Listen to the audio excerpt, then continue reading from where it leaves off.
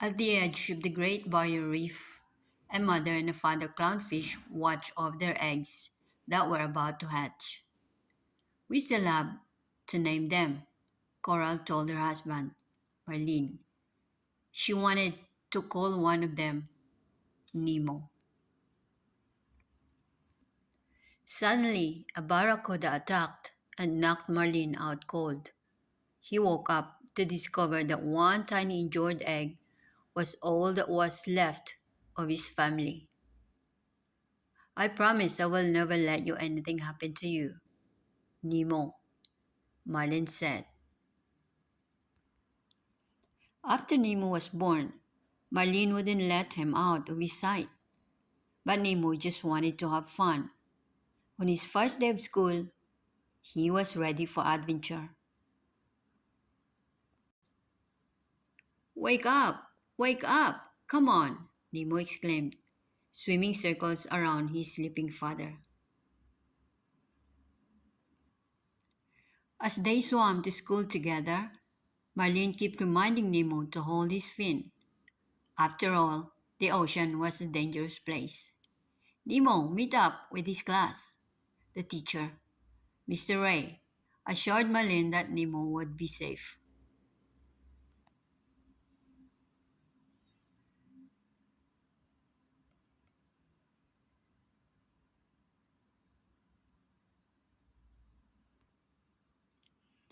At the drop-off, Nemo swam away with his new friends, Todd the butterfly fish, Sheldon the seahorse, and Pearl the octopus. They dared each other to swim up to a dive boat and touch it. But then Mr. Ray found them, and so did Marlene.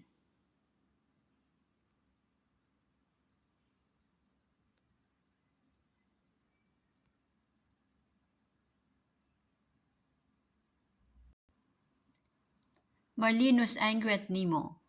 You think you can just do these things? But you can't, he declared. Nemo wanted to prove his dad is wrong, so he swam right up to the boat and hit it with his fin. Marlene told Nemo to swim back immediately, but suddenly a diver appeared. Daddy, help me! Nemo shouted. Marlene started to swim towards his son, but at that moment, a second diver took a photograph and Marlene was blinded by the flash. In the meantime, the first diver had caught Nemo. Annette, Marlene was too late.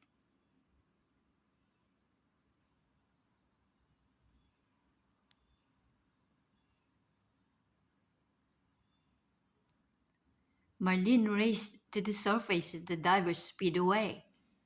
A scuba mask flew overboard and dropped into the ocean. Then the boat disappeared. Nemo, Nemo, Marlene cried.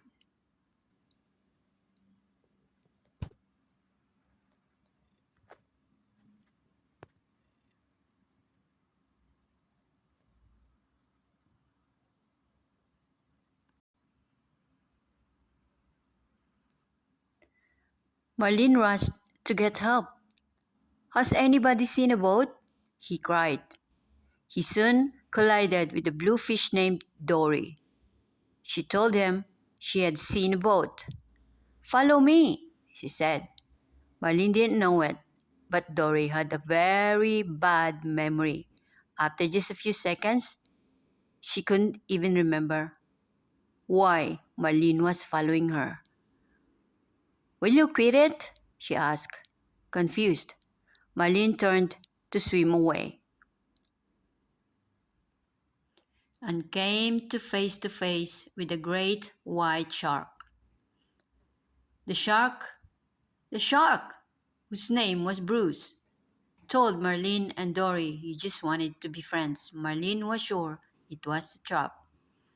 Bruce took them a sunken submarine to meet his buddies, Anchor and Chum. The sharks were trying to become vegetarians.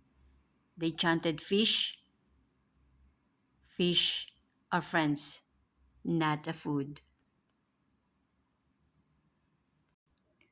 Just then, Marlin, Marlin spotted the mask that had fallen off the diver's boat. He wondered if the writing on the strap might be a clue to help him find Nemo. Dory wanted to ask the shark if they could read it, but the strap snapped and made her nose bleed.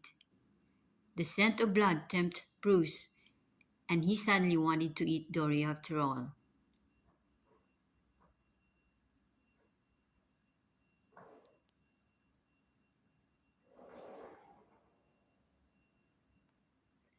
Marlene and Dory escaped through a field of sea mines.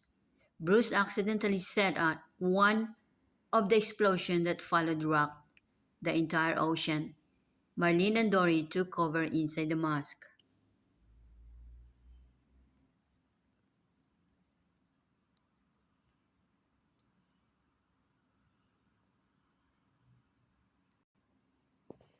Meanwhile, Nemo was dropped into strange waters that had plastic plants and invisible walls. A group of fish soon came out of hiding. Bubbles, Peach, Jockeys, Bloat, Deb, and Gargle were thrilled to meet a fish from the open sea. Nemo learned that he was in a fish tank in a dentist's office.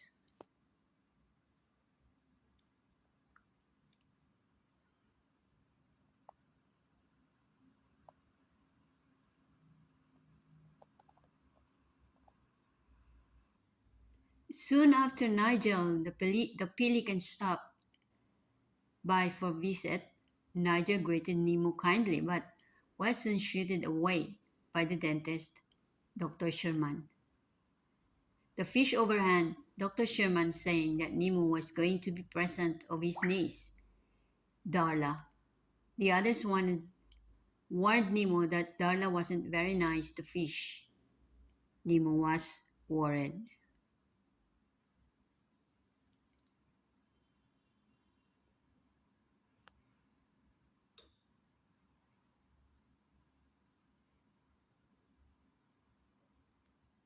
That night, the group's leader, Jill, made Nemo an official member of the tank gang. Jill announced, "From this moment on, you will be known as Shark Bait." Next, Jill revealed that he had an escape plan.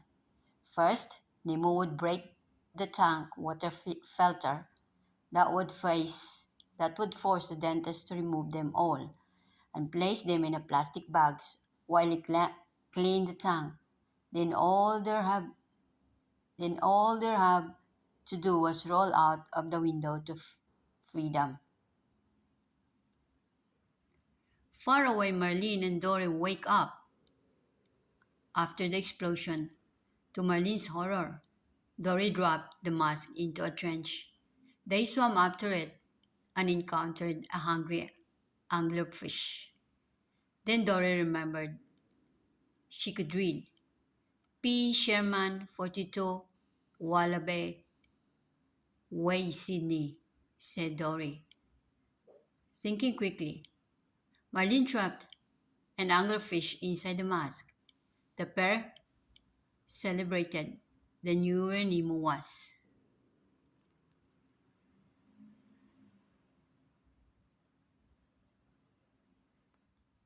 Marlene and Dory asked a school of moonfish if they knew how to get to Sydney. Follow the East Australian current, they said. Then they gave Dory a warning. When you come to a trench, swim through it, not over it.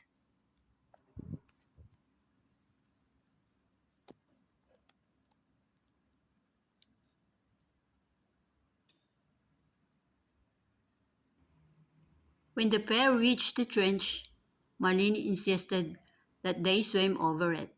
Despite what the moonfish had said, he thought it would be safer.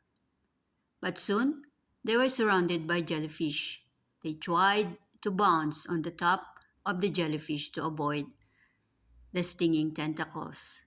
But by the time they reached the safety of the open sea, they had been stung over and over again. Marlene helped Dory to safety. Then they both passed out.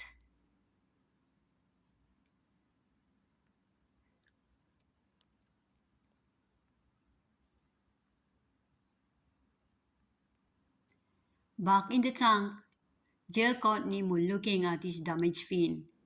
My first escape, he said. He told Nemo he had tried to jump into the toilet. All drain led to the ocean. Kid, said Hill.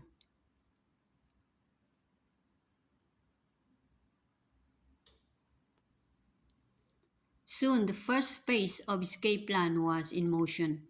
Nemo swam into the filter tube and jumped in a feeble inside, but it didn't hold. As Nemo swam back down the plastic tube, he began to be sucked back towards the filter's deadly blades. The gang quickly used the plastic plant to pull Nemo out just in time. Joe felt terrible. Not only had his escape plan failed, but he had put Nemo's life in danger. Meanwhile, some 10 turtles had rescued Marlene and Dory. Taken on the jellies. Oh, Sam, exclaimed Crush, a surfer turtle. Dory played hide and seek with some baby turtles, including Crush's son, Skirt. Crush encouraged his children to be adventurous. He thought it taught them important lesson. Marlin wondered if he had been too protective of Nemo. The baby turtles had lots of questions for Marlin. He told them all about his search for Nemo. Soon the story was being passed across the ocean, from turtle to fish, to lobster to swordfish, to dolphin, to pelican, to Nigel.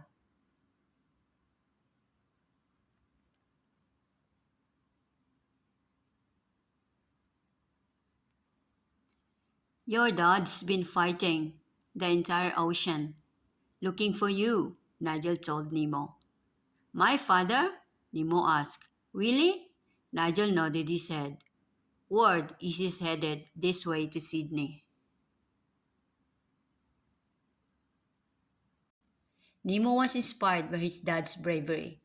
To his friend's horror, Nemo darted into the filter again, but this time he successfully jumped it. All the fish cheered. Before long, the tank gang was swimming in slimy, green water. But they couldn't have been happier. Dr. Sherman was going to have to clean the tank before Darla arrived.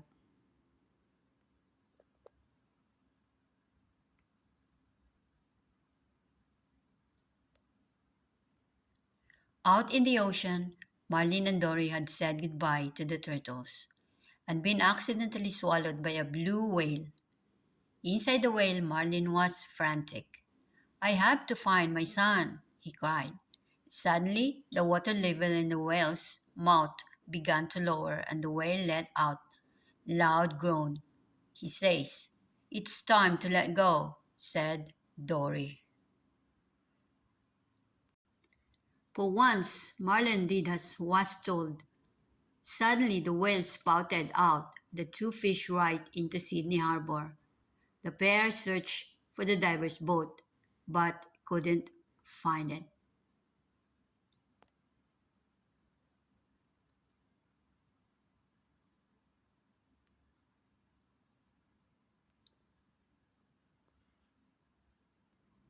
That same morning, Nemo and his friends woke up to a clean tank.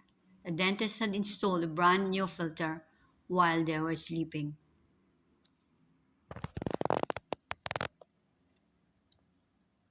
The escape plan is ruined, Bloat cried.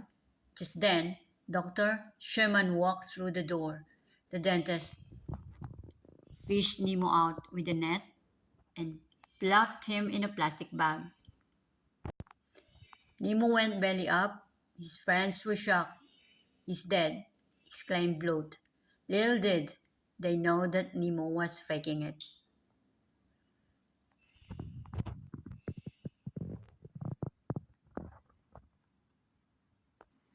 Meanwhile, Marlin and Dory had been scooped up by a hungry pelican and dropped onto the dock.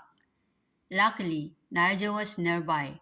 He heard Marlin exclaim, "I've got to find my son, Nemo." Nigel instantly knew how Marlin was and wanted to help him. "Hop inside my mouth if you want to live," Nigel whispered.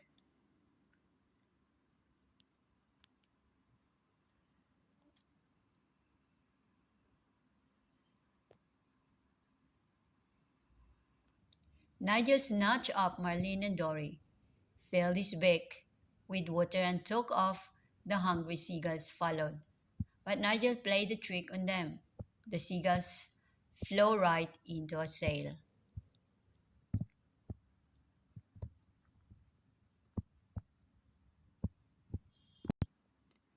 Back at the dentist's office, Darla burst into the room, wanting her new fish. Dr. Sherman thought Nemo was dead, so he hid him behind his back. Nemo winked at his friend. His plan was working.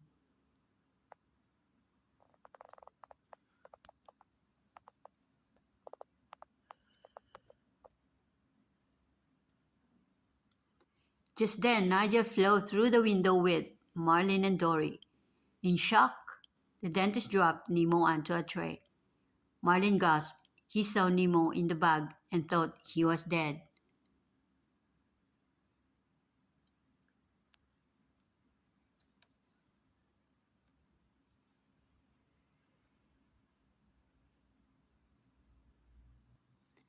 Darla picked up Nemo's bag and shook it. The tank gang knew they had to do something. They launched gel out of the fish tank Bubbles' volcano and onto Darla's head. She screamed and threw the bag up into the air. When it landed on the tray, Nemo came tumbling out.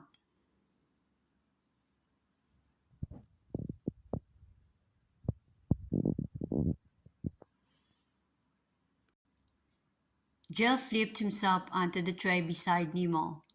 "Tell your dad I said hi," he said. Then Gel smacked his tail on a dental mirror, catapulting Nemo over Darla's waiting hands and into the sink. The little fish escaped down the drain.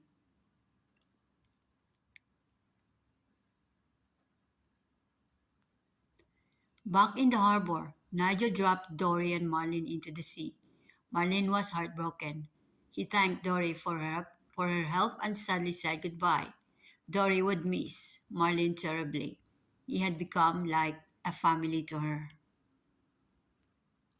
Meanwhile, Nemo rode the rapid through the water treatment plant. When he finally came out, he was greeted by two hungry crabs. Nemo quickly swam away. He had no idea that his dad was so close by.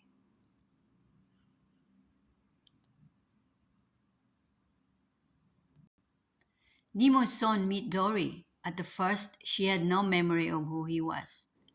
When she finally did remember, Dory knew he had to reunite Nemo with his dad straight away. The crabs told her that Marlin had gone to the fishing grounds.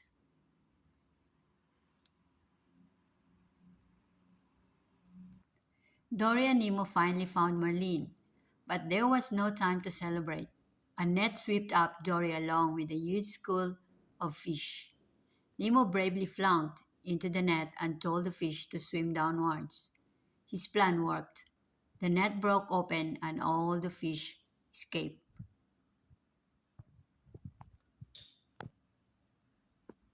Marlin found Nemo pinned beneath the heavy net. To his enormous relief, his son's eyes fluttered open. Nemo was going to be all right. Marlin finally realized that even though Nemo was a little fish, he was capable of doing very big things.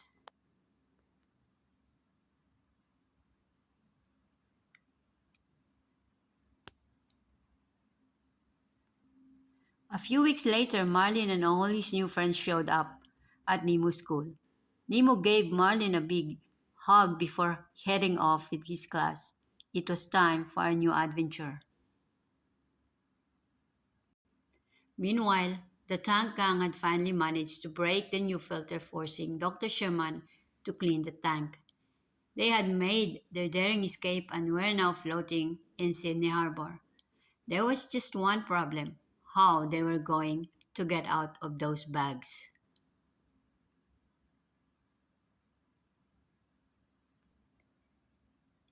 And this is how the story ends.